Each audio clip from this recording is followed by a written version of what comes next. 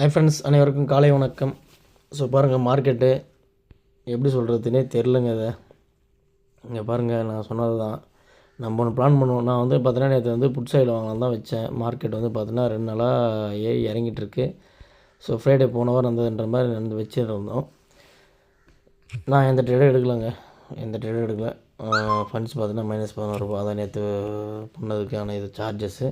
மற்றபடி ஸ்டாக்ஸில் நேற்று வாங்கியிருந்த ஒரு 2600 ஸோ இன்றைக்கி நல்லா ஒரு மூவ்மெண்ட்டை கொடுத்துருக்காங்க. 420 கிட்டத்தட்ட 1.3%. ஆர்வி நேரம்லாம் பார்த்தீங்கன்னா 1.8 அந்த மாதிரி போயிட்டுருக்கு.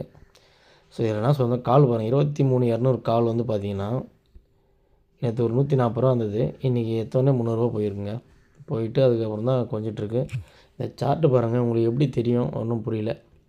ஏன்னா எனக்கே ஒன்றும் புரியலைங்க. சார்ட் இங்கே பாருங்கள், 23,175 200லேருந்து 23,450 போயிட்டு அதுலேருந்து இறங்கிட்டு தான் இருக்கான். ஸோ எப்படின்னு பாருங்கள். ரெண்டாவது இப்போ யாருன்னு சொல்லிட்டு நம்ம எதுவுமே புட்லேயும் போட முடியாது. இங்கே நல்லா நோட் பண்ணுங்கள். எஸ்டர்டே ஐ பாருங்கள், நேற்று 11ஆந்தேதி 11ஆந்தேதியோட ஐ 23,325 கரெக்டாக தொட்டிருக்கு பாருங்கள். இங்கே பாருங்கள், கரெக்டாக 23,325. நேற்று பார்த்தீங்கன்னா ஐ வந்து அதே 23,325.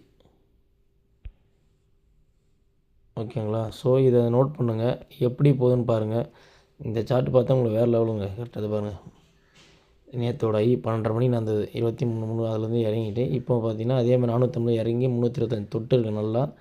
இன்னும் அதுலேருந்து கீழே போகல, ஆட்டம் காட்டிகிட்டு இருக்கு. கிட்டத்தட்ட 1 ஹவராக பார்த்தீங்கன்னா அப்படியே விளையாடிட்டுருக்கான். செக் பண்ணுங்கள், நானும் இதை செக் பண்ணுறேன்.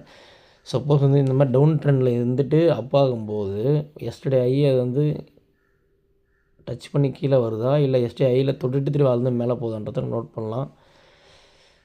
என்னுடைய வியூ வந்து பார்த்தீங்கன்னா டவுன் சைடு தாங்க இருந்தது. 23,000 வரணும். 23,000 வந்துருந்தால் நேற்றே நான் கால் சைடு வாங்கிட்டுருப்பேன்.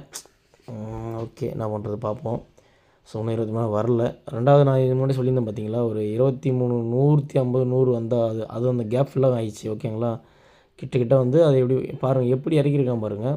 24,500லேருந்து டேரெக்டாக வந்து 23,250 கிட்ட வந்துட்டு இறக்காமல் ஏற்றி திருப்பியும் இறக்கி அந்த லெவலை வந்து எப்படி டச் பண்ணியிருக்கான் பாருங்கள். 23,100 நம்ம பேசுனதை.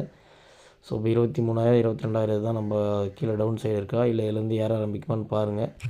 மார்க்கெட் இதுக்கப்புறம் இறங்குமான்ட்டு தெரிலங்க. மார்க்கெட் நல்லா இறக்கிட்டாங்க. இதை பாருங்கள், மற்ற இந்த வேர்ல்டு மார்க்கெட் நம்ம மார்க்கெட் நல்லா இறங்கியிருக்கு.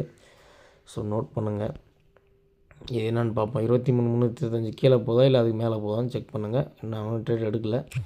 ஸோ எந்த ட்ரேட் எடுக்கலைங்க, பார்த்துங்க.